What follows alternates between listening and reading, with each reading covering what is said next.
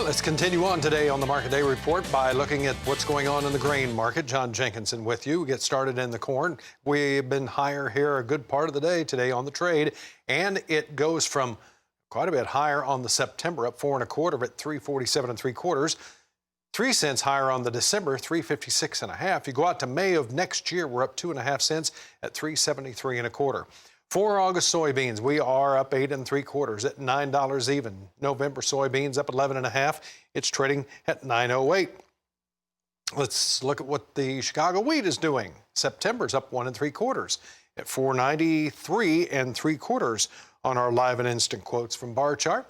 The September Kansas City wheat contract is up 5 1/4. The nearby July is up 6 3/4. That December is up 5 1/4 cents as well. Minneapolis wheat today, the spring wheat, that particular market is higher on the deferred. September up 2 1/2, 512 3/4. The December's up 2 1/4. And over in the cotton market, we've got the December up 51 points at 63.46 as we check in with Todd Horwitz with Bubba Trading. He's here with us now. Todd, it's good to talk to you today. First of all, let's talk about what the outside markets are doing, particularly when it comes to the dollar, because that always seems to have a little bit of an influence on how we do with exports. What's up, John? How are you? I hope you had a great holiday weekend. Listen, the outside markets are exploding higher. We're still in the same position there. There's no place else to go. So new money flows in there, but of course we are seeing some money flow into the ags too here, which is a very good sign. But again, with free money, it allows those who can borrow and get money low to put it to work in the equity markets. It's basically what they're doing.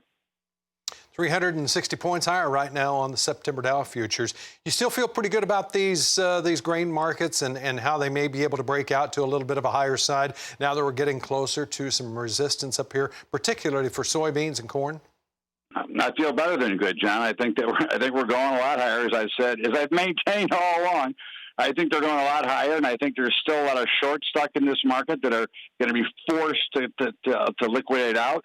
And I know the commercials are still trying to buy. And as the economy opens and as things start to pick up, and as we start to see better things, I mean, you're seeing some big action in China today in their markets, which hopefully that will mean more feed, more food, more action, more money for them, which means more demand for us, whether they buy it through us directly or they buy it through a third party. They're going to be buying our stuff, and I think that really is something that bodes well as well going forward. Certainly corn and beans look great. Wheat has got to still break out. I mean, it's still struggling to get back into at least some positive territory. But if it does break out, that'll join the party. But I think for now, other than some minor sell-offs we'll see, because, again, that's part of markets, I think we're going significantly higher. Todd, one of the things that you've always talked about here on the program also is liquidity. How much liquidity is there in these markets here today? In equities, there's none. I mean, again, equities are basically a bunch of small day traders trying to push the market around and a few funds, trying to buy. But overall, there's none. There's getting to be better action in the grains, in the livestock, and I think that is a good sign as well, because that means real money is flowing there, not the money that's trying to chase markets around, that's shopping for real value. So I think it's getting better in the agricultural products. I do want to talk about the energies too, Todd, because I know that you follow those very close. What's your thoughts over here on the crude oil market? Well, I mean, we're back around 40, and you can see every time we get there, we struggle to kind of hold it. And, now that we're using even the September contract, we're not that far into 40, like 40 and a half. Again, I would think that this is as high as they're going to go. I would certainly not be a buyer here. If I was looking to invest some new money, I'd be more inclined to want to be a seller. I think we're going back significantly lower again because, again, even with more demand, which we should get, we've already anticipated this growth spurt here. And, crude, in my eyes, crude is never going to go past probably $50 again. So that's just the way I see it as of today. Well, the Market Day Report's going to continue here in just a moment with as we delve into what's going on in the livestock trade with us. So stay right here on the Market Day Report.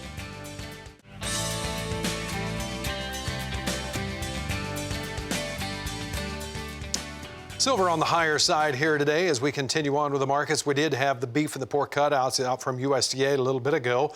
Let's go to the beef first, and it shows where we were on the lower side for both the choice and the select. The choice down through 38 cents, the select's down 227. It was a movement of 127 loads, and there was quite a bit of weakness over in the pork cutouts as well. On the pork side of that ledger, we had the loins down $1.39 and the bellies down $2.24, but the hams gained $10.82. The carcasses were up $1.59. On to the live cattle market. Let's get started here in the August, up $1.07 at $100.47. October up $1.62, and the December up $1.27. Now, feeder cattle market today up $1.40 on the August, up $1.40 on the September, also at $137.25. The October up $1.02. And even the hogs are higher now. August up 55 cents at $49.75. October up 87, and the December's up 52 at $51.97. Todd, first of all, is this energy, I guess is what we'll call it, over here in the protein complex? Is it following what's going on in the outside markets? Is that what's influencing this? Well, I think that we've said all along, we've maintained being very bullish cattle, both fats and feeders, but slightly negative on hogs.